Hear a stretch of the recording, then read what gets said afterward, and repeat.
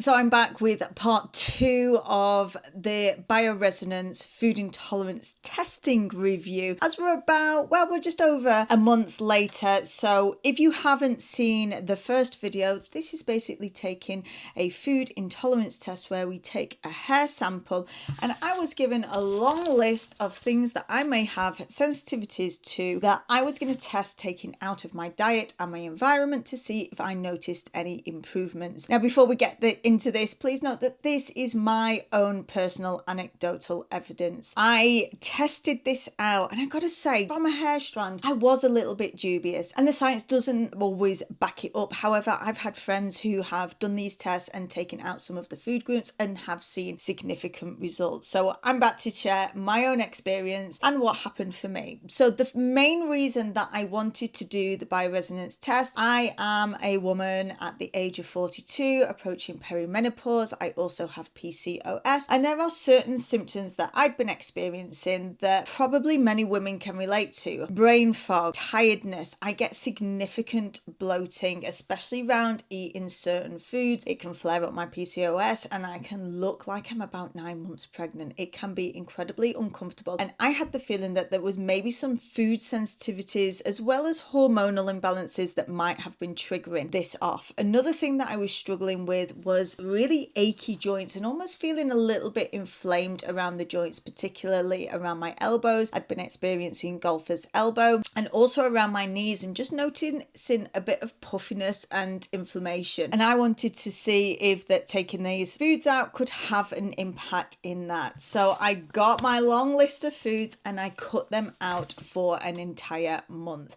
Now note that one of the main ones for me in here is beer, that I know that I significantly, one, really enjoy, and two, always feel really bloated after consuming and definitely feel inflamed. So I thought even just taking that out would have a significant difference. I was still drinking alcohol. I just switched to either spirits or wine. After about a month of removing these foods, I have to say I was definitely starting to feel better. However, I do think that was just generally because I was eating a better diet. I was more mindful with my food, and it was definitely going through a phase of wanting to improve my diet. So I feel like that my energy levels were a little bit improved, but I'd also started a new supplement, which I'm going to talk about in a future video, but I really didn't put it down to the foods that were removed. I just feel that I was eating better in general. My workouts have been feeling really good, and I'm putting that down to a better diet in general,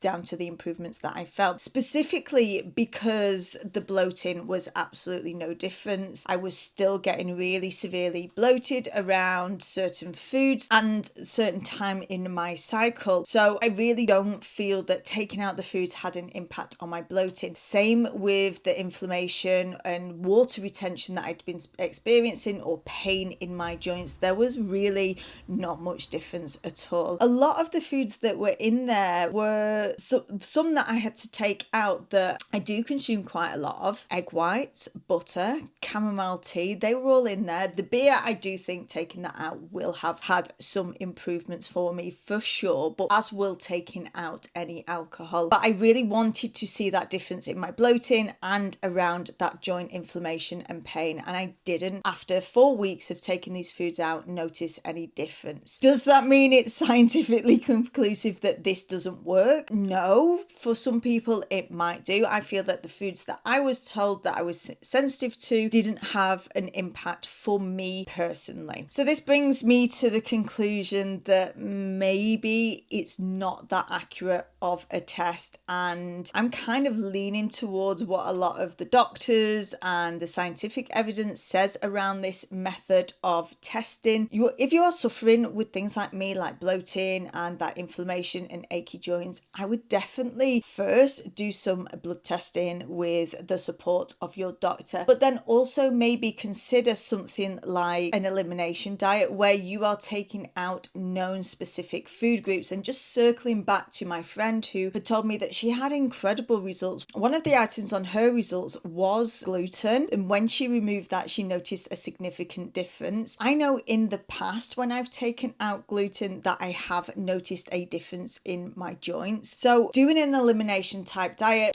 can be challenging because you are taking out known food sensitivity triggering groups such as wheat, gluten, dairy, alcohol, some more FODMAP foods or nightshade foods, dependent on how strict you take it. And it can be incredibly challenging to take all of those foods out for a month, which is why I wanted to test this out, because if this could give a guide of like, just take these things out without having to massively transform your diet and you can make adaptations, then this was going to be the easier route. However, I've not really found that it made a significant difference for me. And I know that when I've done an elimination diet in the past, I felt much more of a difference. The challenge is always coming back to, if you do an elimination diet, you should do it with the support of a registered dietitian. And it's the reintroduction of foods back into your diet post elimination that can really help you highlight what it is that are trigger foods for you. And I do find that this would be a far better way to clearly identify the foods that you want to avoid going forward or significantly reduce, so that you can work on improving and repairing gut health. So all in all, I wanted to keep this fairly short and sweet. It's not something I'd recommend, and I found personally that it didn't work. So until I find something better,